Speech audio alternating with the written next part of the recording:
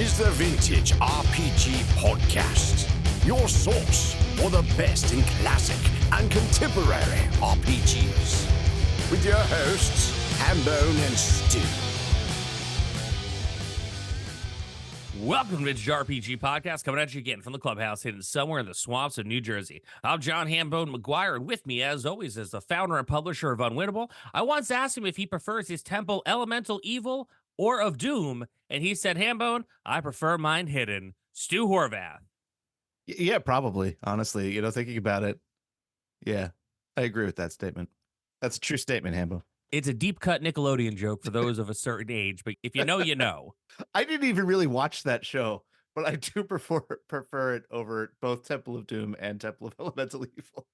It's wild because like you look back at it now and like you look at something like, the obstacle courses that people subject themselves to, like the Tough Mudder or the Rugged Maniac, which I did one of because I had to prove to myself I could be physically fit at like some point, I don't know, 8 or so years ago. Nearly killed me, but man, I made it up that wall. But yeah, like looking back, I really think that I would have chosen a more athletic way of life had I been able to do like the Double Dare challenge and or had a fun run through the Hidden Temple on the Nickelodeon channel. But either way, here we are.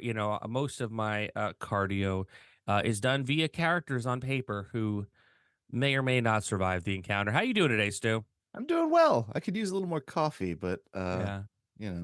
What day is today? It's a Sunday. It's a rare Sunday recording session. A rare Sunday recording session, and we're going back to back with these. So this is not a 2-part episode, but it's 2 episodes for us technically. So what are we talking about today?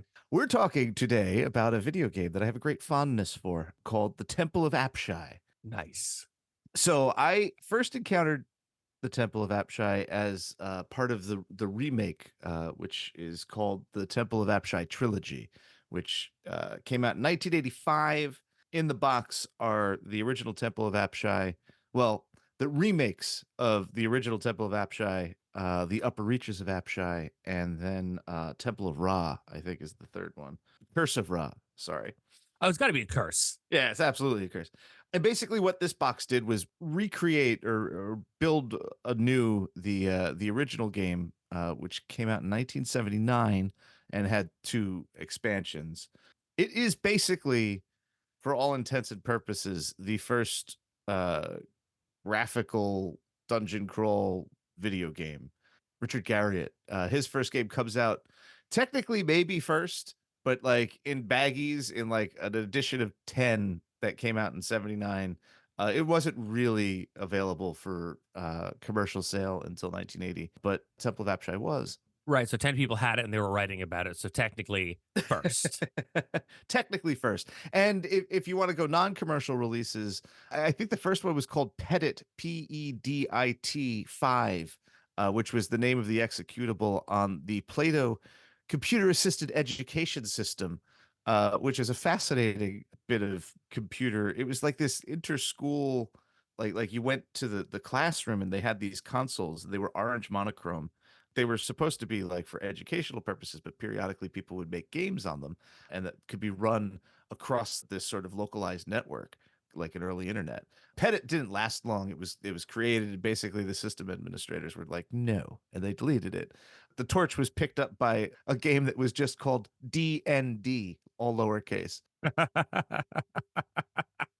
Really? Like no subtlety at all. And it was literally a direct translation of the original Dungeons and Dragons rules into code for a solo dungeon crawl. I don't know if it had graphics, but it was basically this non-linear exploration of dungeon spaces, and it, I think, is the first instance of like the concept of a boss monster. I don't think that they were called boss monsters, but they definitely had like each level would have like a big bad at the end of it, which is a boss monster.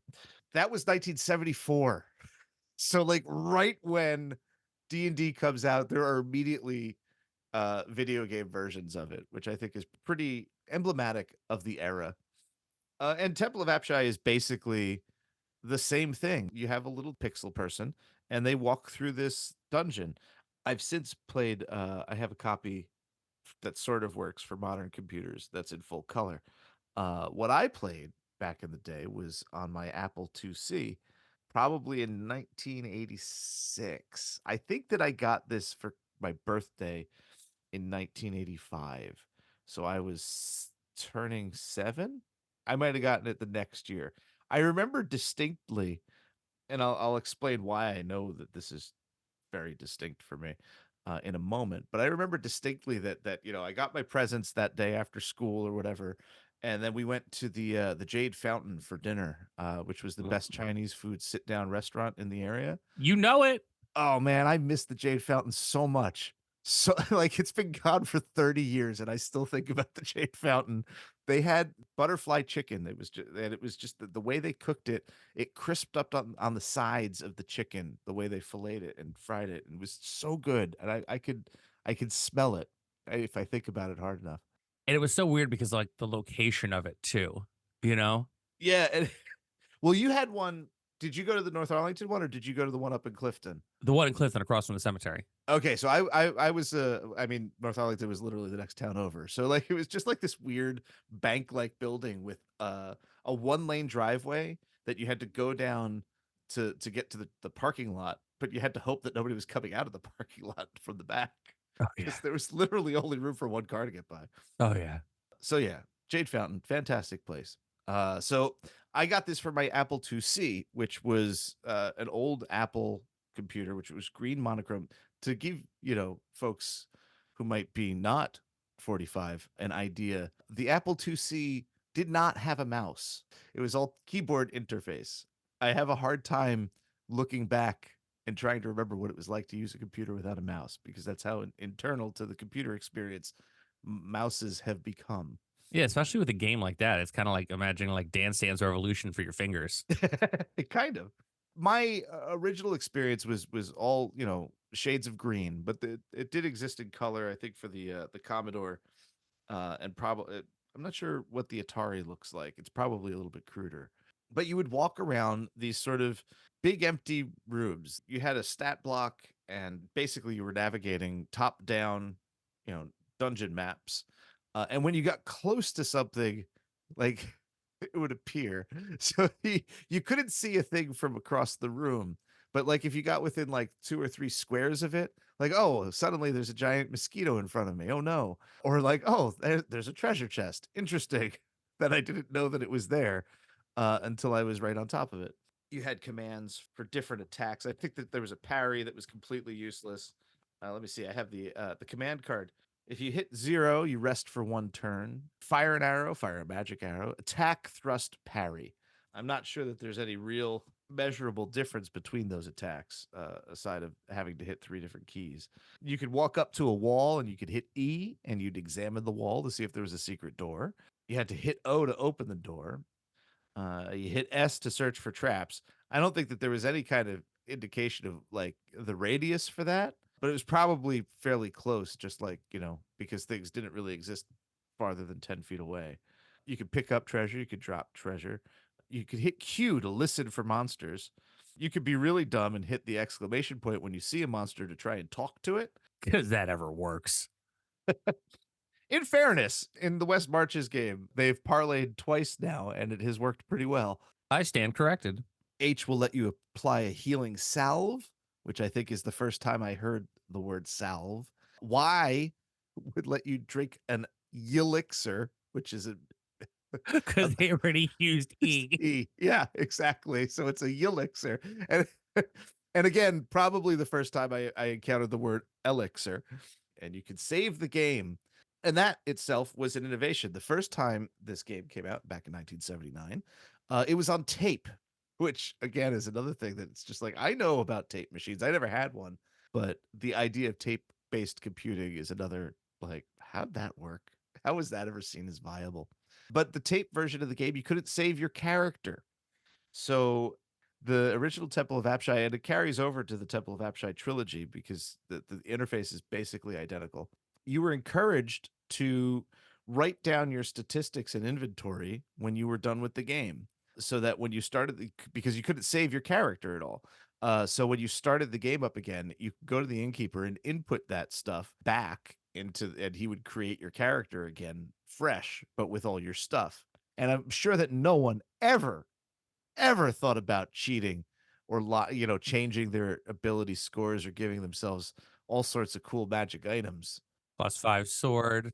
that they didn't earn in the game. I would never have done that. Never have violated the sanctity of the honor system. Of course not. Oh, you know that there's definitely people like in whatever old forms existed at the time, like dying on that hill with the Yeah, conviction of, how dare you? totally, 100%. You increase your charisma stat. Yes. Yeah, all my characters had all 18s or whatever the high score was. I mean, Jesus Christ, it had to be hard enough trying to walk through a dungeon without a mouse. You just use the arrow keys. The thing that really grabbed me about this game as a kid wasn't the video game itself. There was limited interface and limited memory. So like they had all of these multiple empty rooms that you walk through. They had details for it. They just couldn't stick it in the actual video game. So they stuck it in the rule book. That's interesting.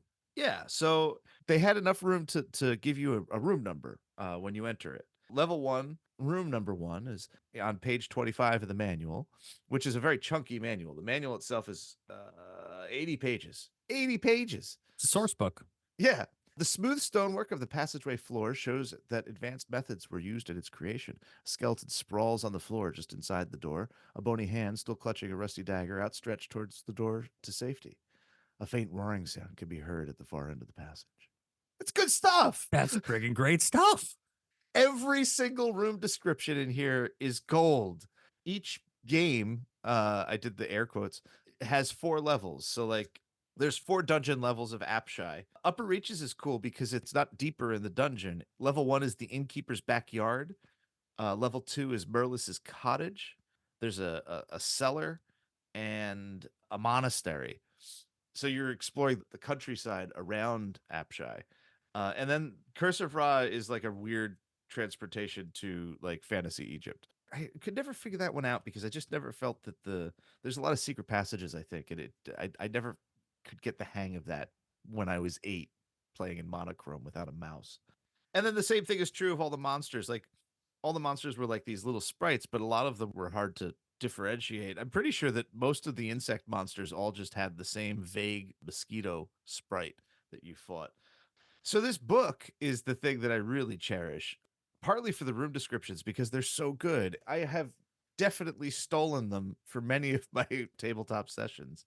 I mean, not that I could recall any of it. We played a game that lasted 12 years before we got to Mass of Nyarlathotep, but like, have they ever done like an actual like RPG translation of this? Because I mean, if the descriptions are like that, it's right over the plate.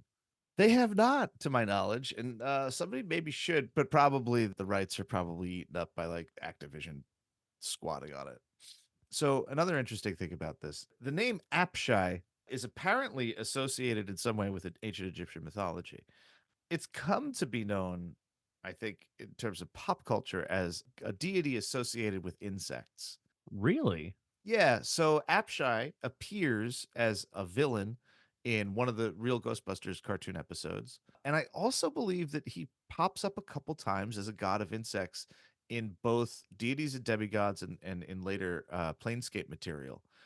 I'm not sure that there's any real merit to the idea of a god of insects in Egypt called Apshai. I do think that there's a pretty good chance that the Temple of Apshai or Temple of Apshai Trilogy was in the back of people's minds when they were writing their game material. They were just like, oh yeah, we'll stick the ancient Egyptian god of bugs in here because that's cool. I have no real proof for that, and I haven't. I admit that I have not researched that a lick, but that is my hunch. And it's cool because the in Temple of Apshai, the main villains are, well, not villains, but like there's no orcs, there's giant ant people, which I think is a great swerve. They're much more interesting as dungeon crawling inhabitants that you could do battle with, and they have a great signature in the notes. Whenever the room description mentions vanilla, the cloying sweet smell of vanilla, you know that they're near. And it's this great thing that it doesn't really say that explicitly in the game. You could just kind of have to piece it out. I think the monster description mentions an association with vanilla, but if you miss that, it's like this cool little like thing that you learn about the game world as you play. I love it. Getting back to the Chinese food, I still have my original Book of Apshai instruction manual, and it has like some light soy sauce staining on the cover. So I know that in true stew fashion, I brought a book to the restaurant on my birthday, and it was the rule book to Temple of Apshai. I've since bought the another copy so that I could have the excellent cover art in color. The other thing with the booklet is it's filled with fantastic old school style art that's somewhere in between like D&D and the UK school. Like there's like just vibes that remind me of a little bit of Russ. And this guy is Mike Mott. I've never been able to find any other illustrations from him, even in other Apshai games. There's a whole bunch of them. Well, you have to imagine, like, back in the day, it was like a thing where, like, I'm an illustrator. I'm going to take whatever work I can get and not have to stay in a particular lane or field because I have rent. Yeah. And that's cool. I just can't find anything else about this guy.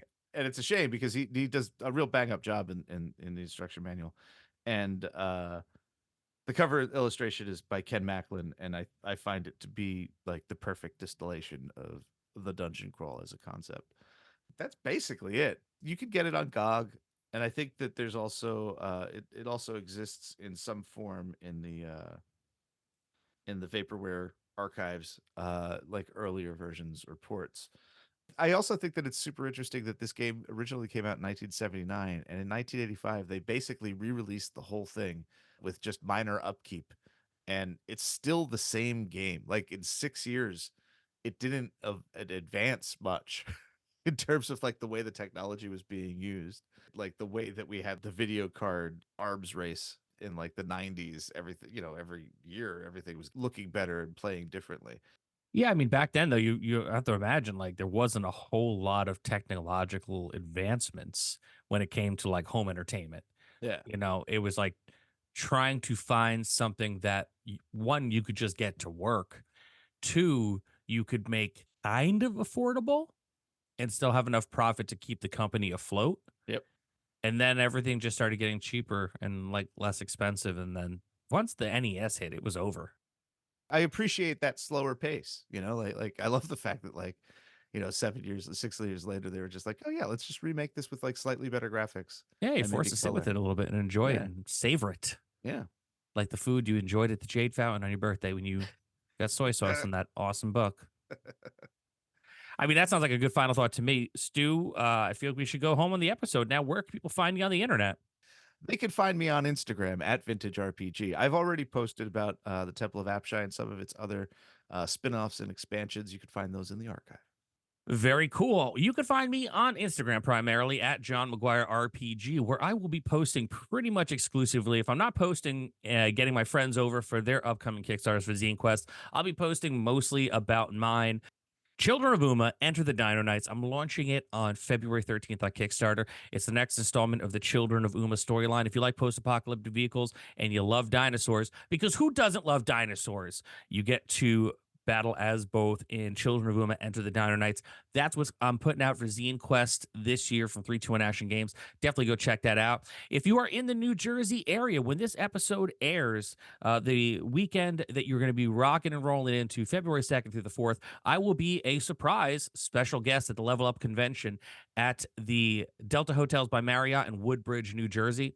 Level Up Retreat Winter 2024 is a 3-day gaming retreat in the tri-state area, and its aim is to bring gamers together to celebrate their shared love of board games, role-playing games, card games, and now your old buddy Hambone. So I'm going to be there Saturday and Sunday only because somebody, me, couldn't get off work that extra day. But if you want to check out the convention, you can go to tabletopevents.com and you could use the code HOPLIGHT. That's HOPLITE. You get you $10 off a standard badge for the weekend. They are doing weekend passes only, no single days this year. But if you want to come rock and roll with your old buddy Hamble, and I'll be on the dealer floor Saturday and Sunday at Level Up Convention at the Delta Hotels by Marriott, February 2nd through the 4th in Woodbridge, New Jersey. If you like the show, don't forget to rate, review, and subscribe. Your reviews really do help other listeners to find us. And if you really like the show, why not become a patron? Patreon.com/vintagerpg. We got a behind-the-scenes look at everything this dude's working on, because now that he's literally written the book on tabletop RPGs, there is a lot more going on.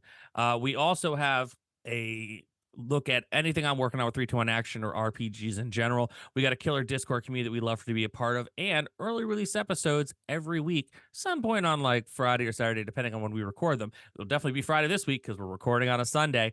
Patreon.com/vintage RPG. So for Stu Horvath, I'm John Hambone McGuire. May the dice always roll in your favor.